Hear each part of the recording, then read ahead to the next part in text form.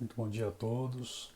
Dando continuidade então à leitura do Evangelho no Lar, nós vamos continuar no capítulo 3 ainda, e ainda na lição Mundos Inferiores e Mundos Superiores.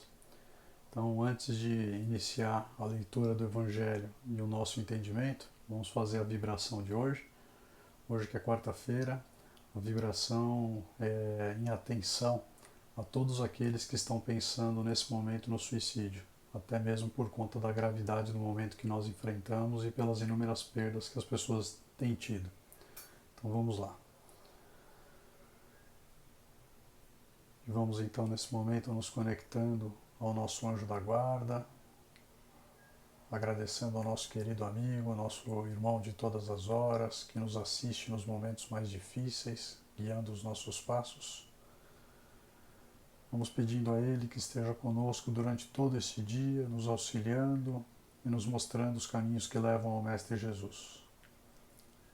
Agradecidos que estamos ao nosso anjo da guarda, nesse momento pedimos que Ele nos leve à presença de Ismael, e a Ti, Ismael, agradecemos e pedimos a todos os nossos benfeitores espirituais que nos inspirem para que possamos fazer as melhores leituras e que possamos ir atrás dos temas mais edificantes para nós. Agradecidos que estamos a Ti, Ismael, nesse momento pedimos que nos leve a presença de Paulo de Tarso e Maria de Magdala, nossos exemplos de reforma íntima. A vocês, irmãos, agradecemos e pedimos que nos inspirem e que nós possamos modificar as nossas disposições íntimas, passando a buscar sempre o bem pelo bem, o amor incondicional. Agradecidos que estamos a vocês, nesse momento pedimos que nos levem à presença da Mãe Santíssima Maria de Nazaré, nossa Mãe protetora espiritual. Mãe querida, pedimos que você dulcifique os nossos pensamentos, os nossos corações, nos encha de paz, de luz e de amor, e nos leve à presença do Teu Filho maior, o nosso Mestre Jesus. Jesus Divino Mestre, é com grande alegria que estamos aqui reunidos para, em Teu nome, dar continuidade aos estudos do Evangelho. Que nós possamos nos iluminar e que os Teus ensinamentos de amor possam se arraigar em nossos corações para que nós possamos produzir bons frutos. Agradecidos que estamos a Ti, Jesus, nesse momento pedimos que nos leve à presença do Pai Criador. Pai de infinita misericórdia e bondade, te agradecemos pelo dom da vida e da encarnação, por tudo que temos, por tudo que somos, por todos os que nos cercam e pela beleza da sua criação.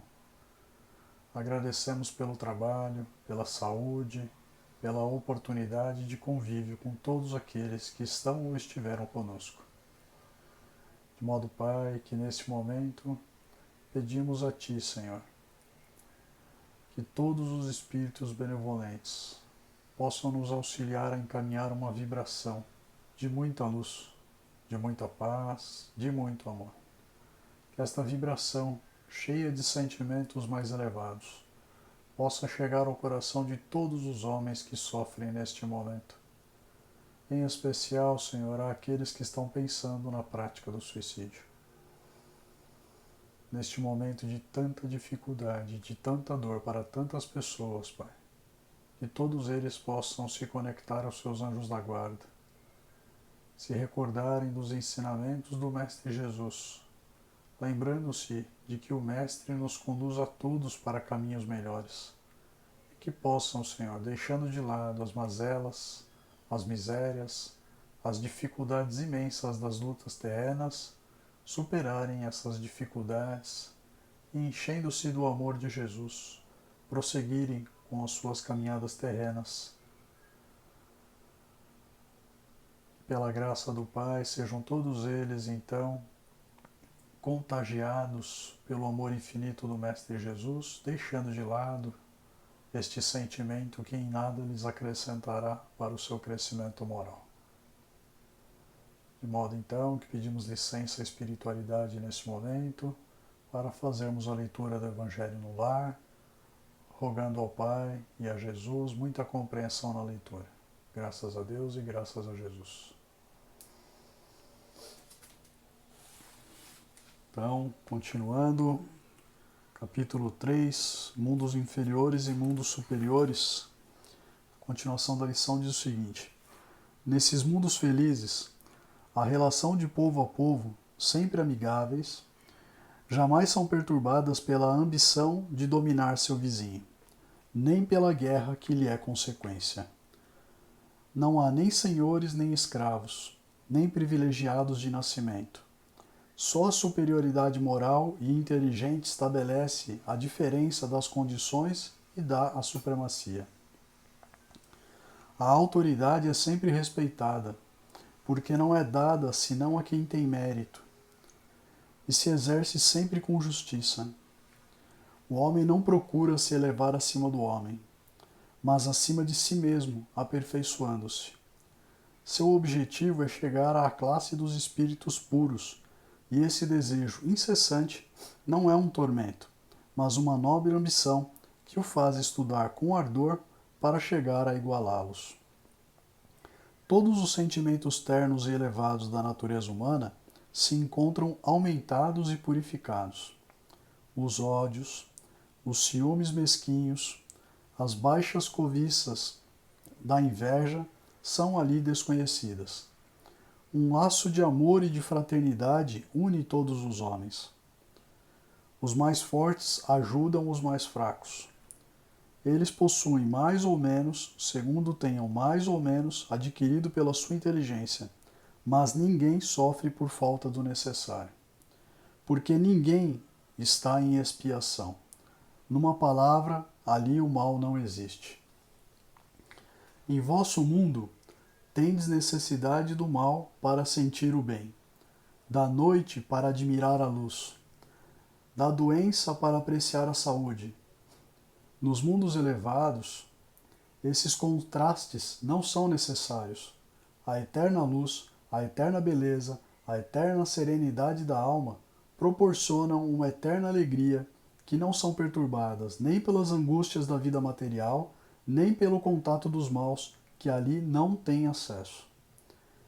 Eis o que o espírito humano tem mais dificuldade em compreender. Ele foi engenhoso para pintar os tormentos do inferno, e não pôde jamais representar os gozos do céu. E por que isto? Porque, sendo inferior, não suportou senão penas e misérias, e não entreviu as claridades celestes. Não pode falar senão daquilo que conhece. Mas à medida que se eleva e se depura, o horizonte se ilumina, e ele compreende o bem que tem diante de si, como compreende o mal que ficou para trás de si. Entretanto, esses mundos afortunados não são mundos privilegiados, porque Deus não é parcial para com nenhum de seus filhos. Ele dá a todos os mesmos direitos e as mesmas facilidades para atingi-los. Faz tudo partir do mesmo ponto e não dota a ninguém mais do que os outros. As primeiras posições são acessíveis a todos. Cabe-lhes conquistá-las pelo seu trabalho.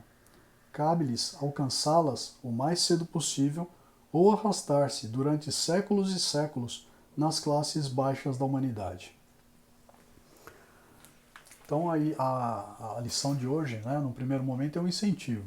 Incentivo porque nós temos uma perspectiva, né, de morar, né, ou de progredir para um mundo, né, espiritualmente mais elevado. Né? Então, o Evangelho dá uma noção, ainda que vaga, para nós, né, da grandiosidade desses mundos. Né? Então, você vê que o Evangelho fala expressamente de um mundo onde não existiria mais ódio, né? Não existe os ciúmes, né? Aquele ciúmes mesquinho, a inveja, a cobiça pelos bens das outras pessoas, né? Não existe o interesse das nações em dominar umas às outras. Né? É como se fosse um único país num único planeta, digamos assim. Todos, né, lutando pelas mesmas causas, né, o bem-estar de toda a população. Então, assim, em contrapartida, né, o Evangelho diz que nós ainda não conseguimos, né, imaginar uma coisa dessas, porque nós vivemos num mundo de provas e expiações, com todas as mazelas e todas as misérias humanas. Né? E aí fica, né, o incentivo, né? Porque nós estamos aqui, e uma coisa que me chama muita atenção é que a maioria das pessoas, né, somente se movimenta para ajudar as outras em momentos de muita dificuldade. Então, de um lado, é louvável, né, quando nós vemos pessoas em situações muito tristes, né, que haja aquela movimentação na população para o auxílio. Mas a pergunta que fica é: por que nós só nos movimentamos diante de grandes catástrofes? Né? Cada um tem a possibilidade de fazer e ajudar aquele que está mais próximo de si. Você tem condições de ajudar, e aqui fica, né, o incentivo, porque muita gente diz: eu não tenho posses, né, eu não tenho dinheiro para ajudar. Mas a caridade e a bondade não são feitas apenas com dinheiro.